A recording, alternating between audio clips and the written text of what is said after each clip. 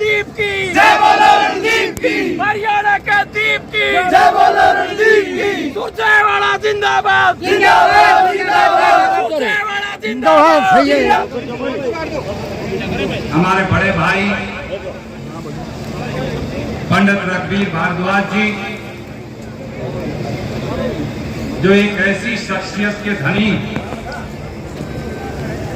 पंडित जी कह रहे थे कि 40 साल पहले 7 किलोमीटर 8 किलोमीटर दूर बरसाना से आकर जींद शहर में बसास बनाई, पर यह बताना शायद पंडित जी भूल गए कि कंडेला की संस्कृति का एक स्तंभ रघुवीर भारद्वाज थी और जींद थी। और इस जींद शहर की तरक्की और विकास का पहिया जो घूमा, उसके अंदर पंडित रघुवीर भारद्वाज जी का जितनी भी आज तक हो पाई उसमें विशेष योगदान रहा है। मंच पर विराजमान हरियाणा प्रदेश कांग्रेस कमेटी के कार्यकारी अध्यक्ष सुरेश गुप्ता जी, कंडेला खाप के प्रधान ओम प्रकाश रेड्डू जी, कंडेला खाप के संरक्षक ईश्वर सिंह रेड्डू जी, हमारी जो सुनार समाज की सभा है, फिर दादा पर विश्वास किया।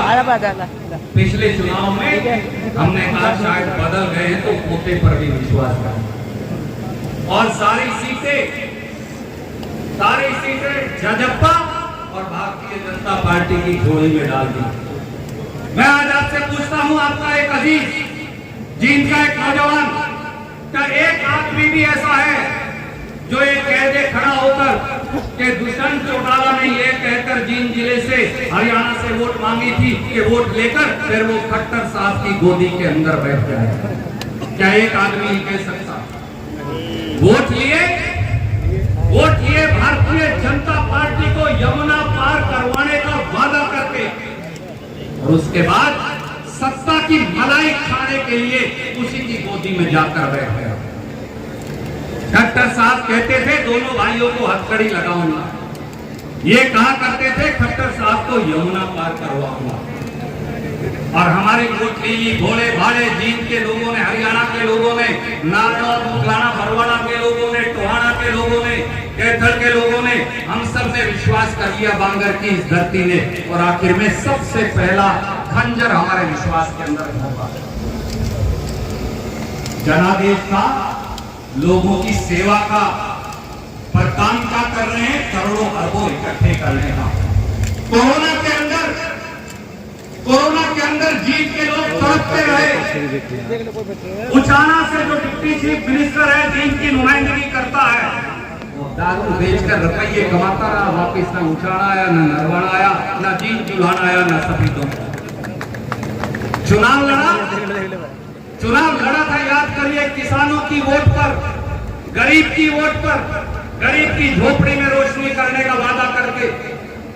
और जब नरेंद्र मोदी और मनोहर लाल खट्टर जी ने 3 काले कानून हिंदुस्तान और हरियाणा के किसान के खिलाफ लेकर आए, जब देश का पूरा किसान, जब लाखों की संख्या में हमारे बेटे, ताऊ, काका, दादा, भाई, बहन, मां दिल्ली के बॉर्डर पर पड़े थे, तो ये लोग क्या कर रहे थे? जो जींद की वोट लेकर गए थे, उन किसानों के रास्ते में कीले और मस्टर भिजवा रहे थे, बड़े बड़े बुलडोजर से रोडें लगवा रहे थे, रोड बंद करवा रहे थे।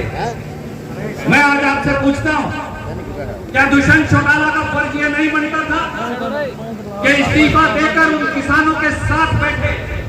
दलबीर जी यहां मौजूद हैं, हमारी कंडेला साहब के प्रधान जी यहां मौजूद हैं, किसान संगठनों के प्रधान यहां मौजूद हैं।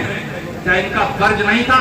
इनको देशद्रोह के मुकदमे के अंदर जेल की सलाखों के पीछे भेज दिया खट्टर साहब और दुष्यंत चौटाला ने। क्या किसान के आंसू पहुंचने का फर्ज नहीं था? परंतु हेलीकॉप्टर से उस किसान के बेड़े के ऊपर से निकल जाते थे। 700 किसान शहीद हो गए, 700 माताओं के माथे का सिंदूर मिट गया, भाई बहनों के भाई छिन गए। तब जाकर हमने अपने खून से नरेंद्र मोदी और भाजपा को किसान की जोड़ी पर झुकाया था। ये लोग गद्दार हैं किसानी के, क्योंकि इन गद्दारों ने उस भारतीय जनता पार्टी का साथ दिया। क्या ऐसे लोगों से हम उम्मीद कर सकते हैं कि जींद जिले का या हरियाणा का ये भला कर सकते हैं? चुनाव लड़ा नौजवानों के नाम पर हो क्या रहा है? रोज पेपर लीक होते हैं, रोज ये जो नौजवान खड़े हैं जिनका भविष्य मंडी के अंदर भाजपा और जजपा बेचती है, हर रोज बच्चों की जिंदगी मंडी में गोली लगाकर बेची जाती है। खट्टर साहब और दुष्यंत चौटाला के कान पर चुभ नहीं रही थी।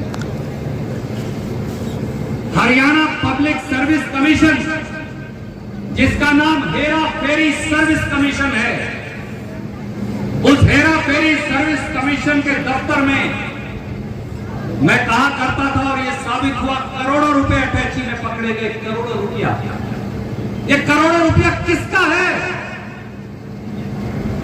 ये किसी गरीब बैकवर्ड क्लास की कमाई हुई कीमत है उसकी जिंदगी की। मैं पूछता हूं आज इस मंच से, क्या एक आदमी को सजा मिली? एक आदमी को दारू पिलाकर यहां भेज देंगे, वो समझते हैं कि उससे हम घबरा जाएंगे, हमारे सीने पर गोलियां मारो, हम तो भी डरने वाले नहीं। धरती पर पैदा हुए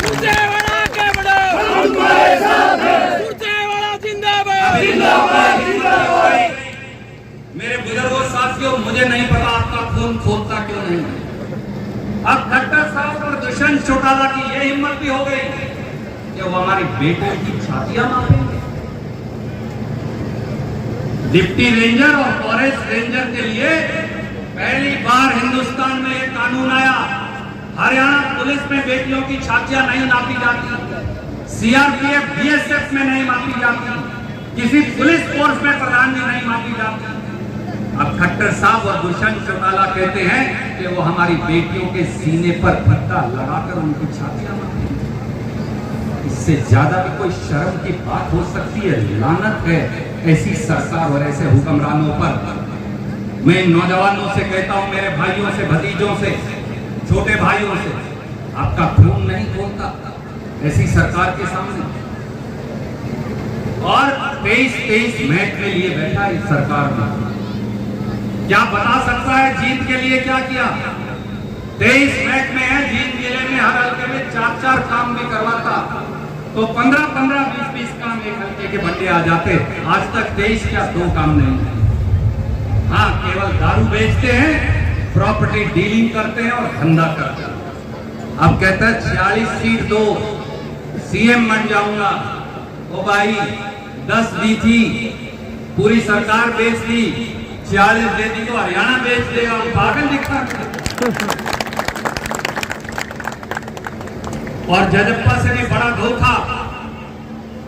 मेरे बुजुर्गों, काका ताओ, दादो, भाइयों, छोटे भाइयों, भतीजों, बहनों, माताओं, सुन लीजिए, जजप्पा से भी बड़ा धोखा। आपके पीठ में नहीं, आपकी छाती में अगर खंजर किसी ने घोंपा है तो वो भारतीय जनता पार्टी और खट्टर साहब की सरकार है।